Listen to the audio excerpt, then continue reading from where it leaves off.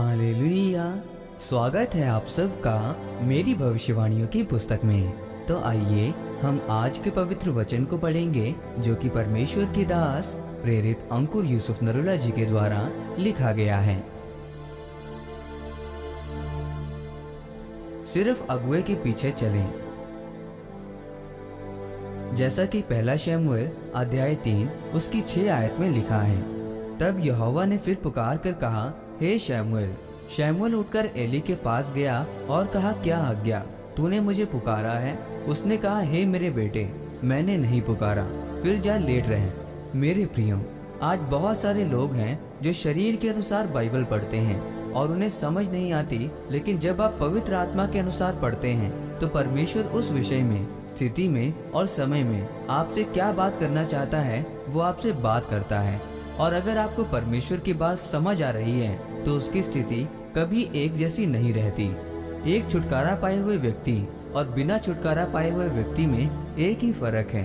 एक को परमेश्वर की इच्छा का पता था लेकिन दूसरे को परमेश्वर की इच्छा का नहीं पता था।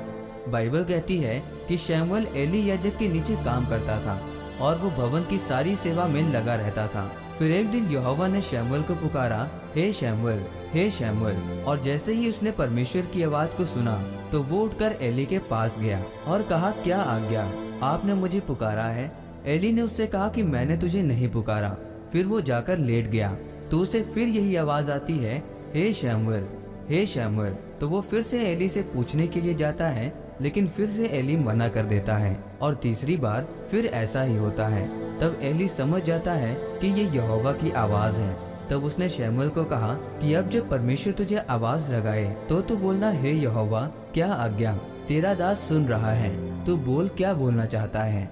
मैं आपसे ये पूछना चाहता हूँ कि अगर आपके माता पिता आपको दूर से भी आवाज लगाएं तो भी आप सुनकर उसे पहचान जाएंगे कि ये मेरे माता पिता की आवाज है।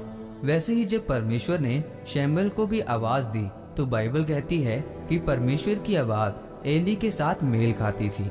और जब शमूएल एली याजक से मिलता है तो वो कहता है कि मैंने तुझे नहीं पुकारा, तो वो ये सुनकर हैरान हो जाता है। मेरे प्रियो, कलीसिया का काम सिर्फ चर्च आकर आशीष पाना नहीं है।